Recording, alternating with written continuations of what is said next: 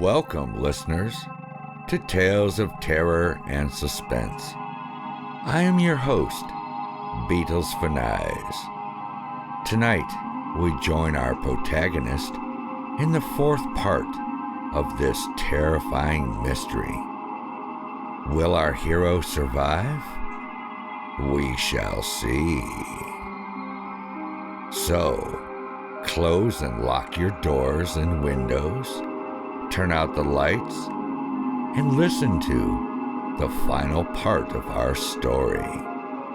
If you hear crying coming from the woods, never follow it. Part 4, Conclusion.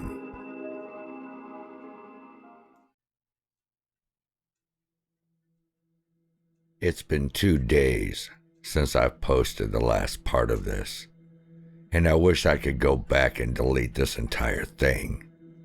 It was a mistake to ever think about posting it, and I knew that there would be consequences from doing so, but I thought they would have happened to me. I told all of you that I was going to stay the night with Manuel, and I did, trying to see if whatever it was would stay away, because there was more than one person. But that was a grave mistake, and I would have rather died than live with this guilt on my shoulders. When I went to Manuel's house, I slept on the couch because he's not used to guests, so he only has one bed, and I was not about to sleep beside him. He made me leave my laptop and phone back at my own house because he wanted to try to keep that thing from coming after me the best he could. His house was an old mobile home trailer that had been there so long that there was no way it could be moved again without some major repairs. Anyway, we hung out and I felt like a high schooler again as we watched movies and ate junk food. I dozed off to sleep during one of the later movies, and Manuel left me on the couch as he went to sleep in his own bed. Hours go by, and I soon can hear something very lightly brushing the side of the trailer house.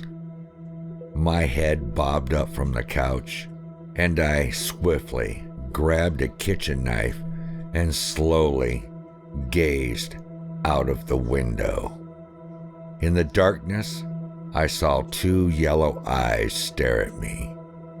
My heart kicked into overdrive as it came closer to the mobile home, and its eyes seemed to drop with every step until whatever it was stepped into the light that Manuel had left on outside.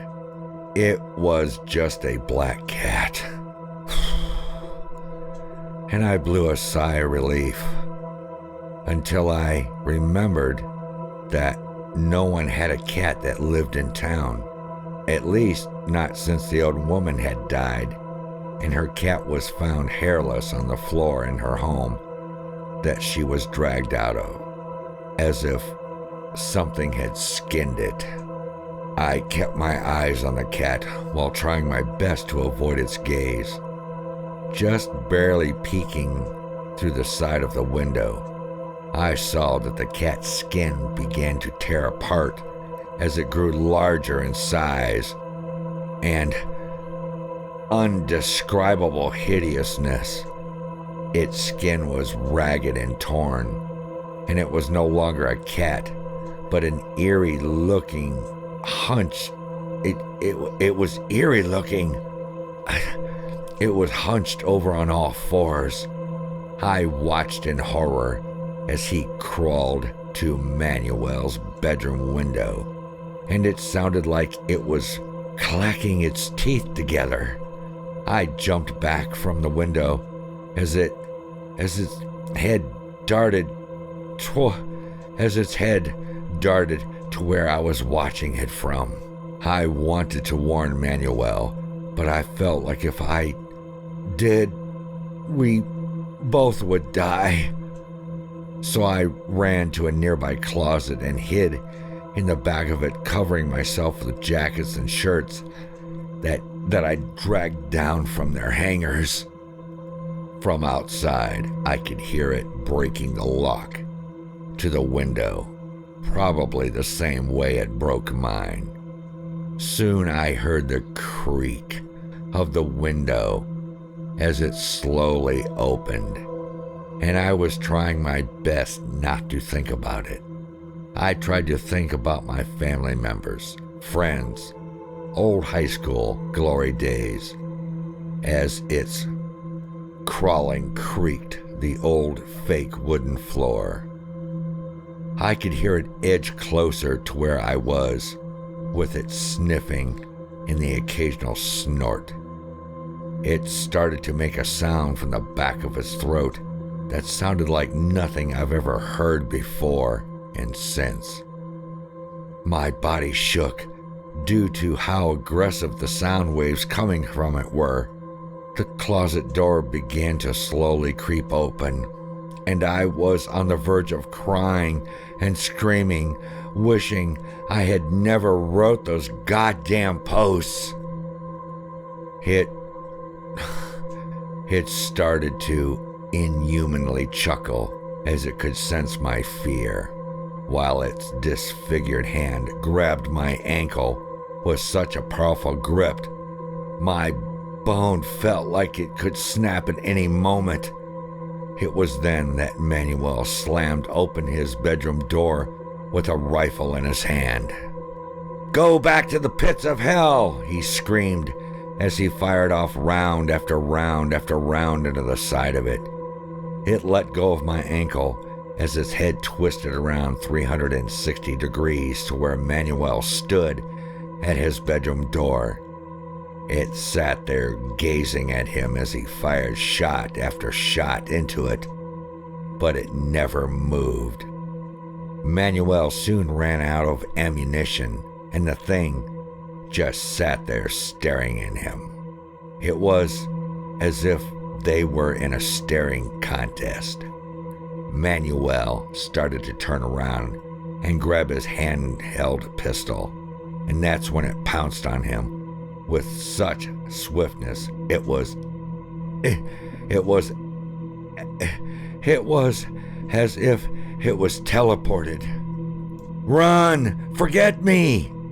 Manuel screamed at me as the thing began to dig its disfigured fingers into Manuel's back, as smooth as butter. I threw the knife at it as I ran for the door, but it seemed as if it didn't care for me anymore. As soon as I got out of the mobile home, I didn't know what to do, so I hopped into my car and started the engine, and I swerved onto the road driving as fast as I could until I saw the Jeffries home off to the side, and I pulled up into their driveway screaming and calling for them to come out, but then remembered that they wouldn't respond to that, so I banged on their door. Mr. Jeffrey opened it and with one hand held a shotgun in the other. I explained to him everything that went down, and I told him that we needed to go back and help Manuel. But he took his hand and placed it on my shoulder and said somberly, "It's no use. He's already gone." I didn't know how to respond because he was my best friend, and if Mr. Jeffrey wasn't going to help me, I was going to have to save him all by myself. But when I got back to Manuel's mobile home, there was no sign of him or the beast. All that was left was a blood trail leading into the woods. I was about to follow it, but then I thought that if I went and got myself killed, he would have died in vain for trying to save me. So I got back into my car and cried till the sun came up. all of the families gathered around Manuel's house because they heard everything that went on, but never even tried to save him. We followed the trail of blood and drag marks to the edge of the woods, and my stomach twisted at the sight, and I never was one to cry, but after seeing him like that, I didn't know how to express my emotions. He was hanging from the tree by his intestines that were tied around the branch above. He was unrecognizable due to how his skin had been peeled off. That's as much detail that I want to put into this because tears are already landing onto my keyboard. I never should have posted. I never should have posted about this story, even to warn others who will encounter the voices. But everything done is done, and I sealed Manuel's fate. I should have been the one hanging on the tree, not him. He paid for what I've done, and I already have moved away from that hellhole I used to live in. That's why I haven't posted to Reddit these last few days, and after this, I will never post again, because I still fear that that thing will find me, even if I'm 400 miles away from it. At least I found out what it was, because I needed to know, and you need to know, that you should never mess around or be lured in by a skinwalker. I just fear the day that I will see Manuel at my front door, because I know it's not going to be him.